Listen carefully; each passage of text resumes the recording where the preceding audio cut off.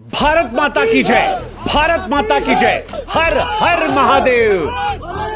भारतीय फौज का पहलगाम के आतंकवादियों की लाश के सामने यह उद्घोष जो था, यह भारत को सुकून देने वाला था, क्योंकि पहलगाम की पवित्र धरती पर जिन जहरीले सांपों ने भारत की अखंडता, भारत की एकता को ललकारा था, जिन्होंने जिहाद की आड़ में मासूमों का खून बहाया था, आज जब वो कुत्ते की मौत मरकर नरक की आग में झुलस रहे हैं और भारतीय सेना उनके सामने भारत माता की जय, भारत माता की जय, हर हर महादेव के उद्घोष कर रही है, तो भारतीय लोगों का खून जो है एक बार फिर खौला है और अब जाकर हमें थोड़ा सुकून मिला है, थोड़ा सुकून मिला है।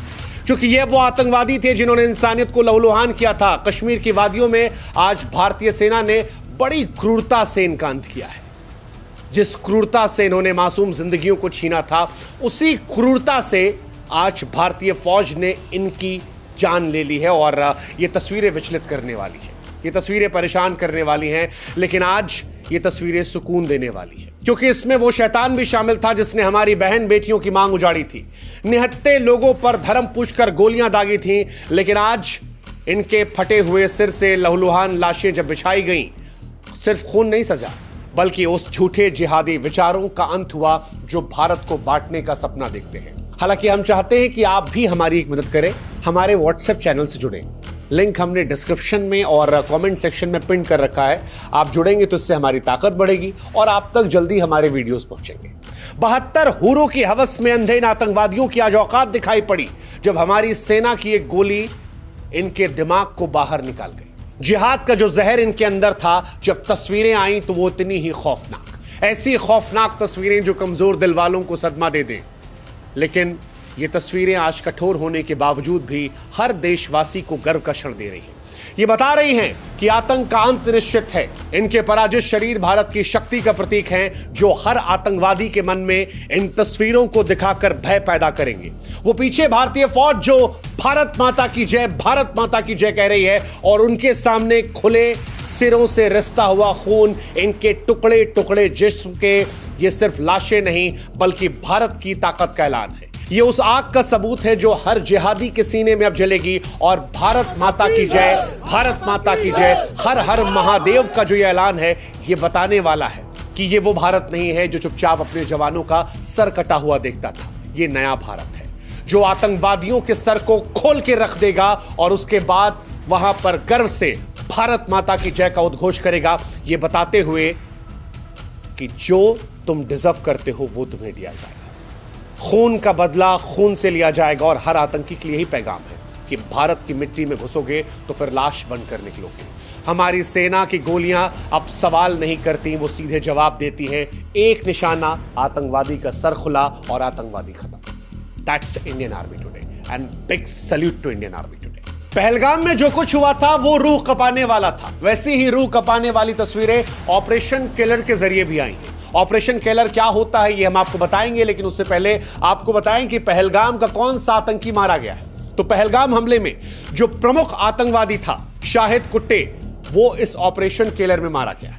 13 मई 2025 को जम्मू कश्मीर के शोपियां जिले के केलर इलाके में भारतीय सेना ने राष्ट्रीय राइफल की खुफिया जानकारी के आधार पर एक ऑपरेशन चलाया।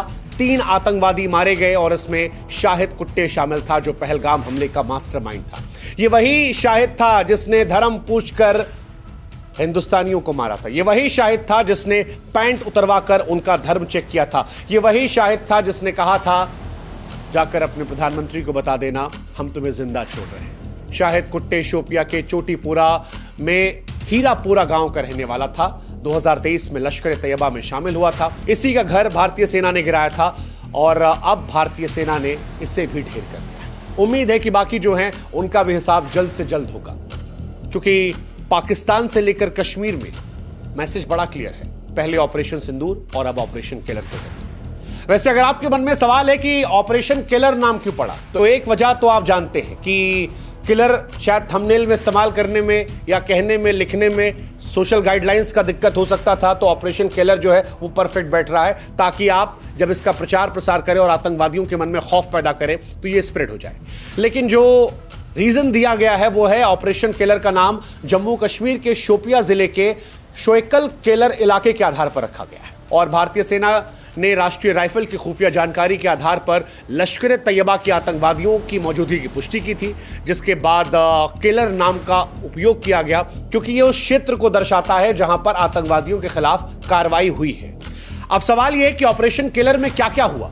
ऑपरेशन किलर भी ऑपरेशन सिंदूर का हिस्सा था जिसे भारतीय सेना ने चलाया था। यह उसका एक पार्ट था। सेना को जानकारी मिली कि मोहम्मद शाहिद, मोहम्मद अदनान शामी और एक पाकिस्तानी आतंकवादी छिपे हैं। थर्मल कैमरों का इस्तेमाल करके इनकी लोकेशन निकाली गई और उसके बाद घेराबंदी की गई। नाइट विजन डिवाइसेस का इस्तेमाल किया गया और उसके बाद तीनों आतंकवादियों को थैंक यू कर दिया गया। उनके मंसूबों को चीथड़े में उड़ा दिया गया।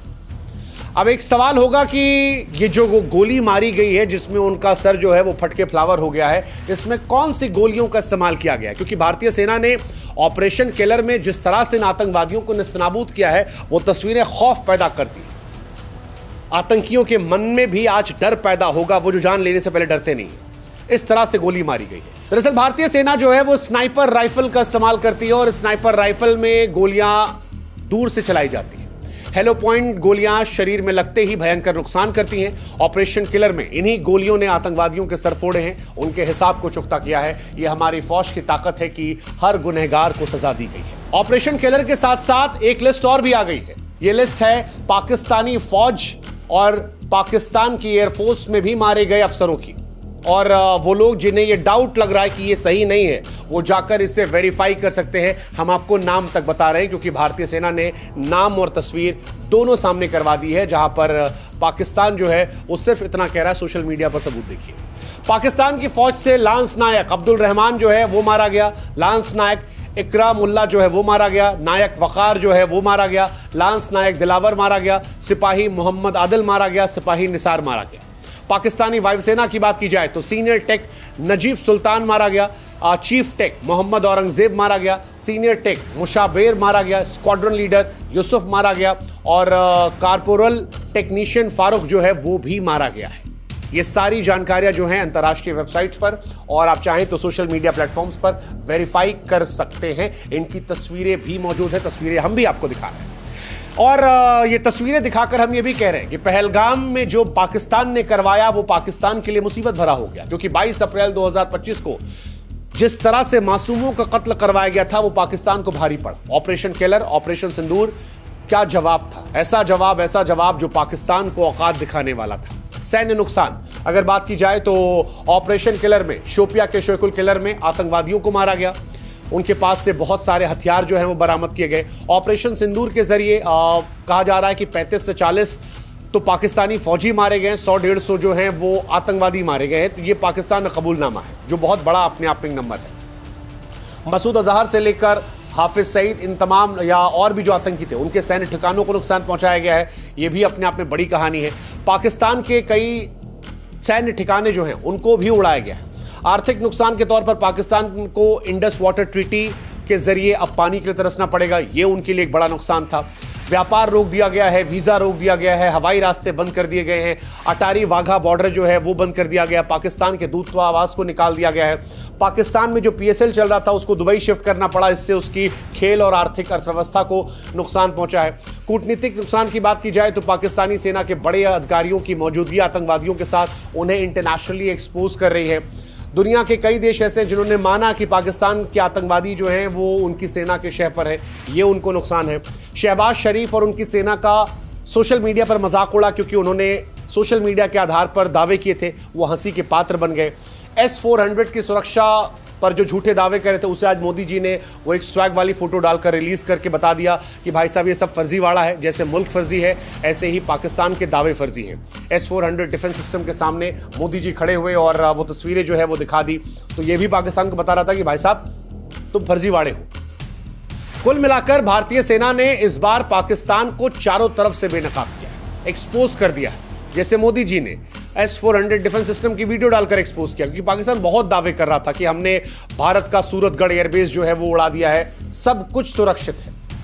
सिर्फ पाकिस्तान का झूठ एक्सपोज हुआ है और ये झूठ, ये हमला पाकिस्तान के लिए तबाही बन गया है। ऑपरेशन किलर, ऑपरेशन सिंदूर ने 100 से 140 आतंकी, 35 से 40 पाकिस्तानी सैनिकों को ऑफिशियली ढेर किया। ये तो पाकिस्तान मान रहा है। S-400 सिस्टम ने पाकिस्तानी हमलों को नाकाम किया और उसके बाद उसकी तस्वीर ने पाकिस्तान को हंसी का पात्र बनाया। पाकिस्तानी सैनिकों, पाकिस्तानी वायुसेना कर्मियों का खात्मा, उनके आर्थिक संकट, कूटनीतिक अलगाव ने पाकिस्तान को घुटनों पर ला दिया।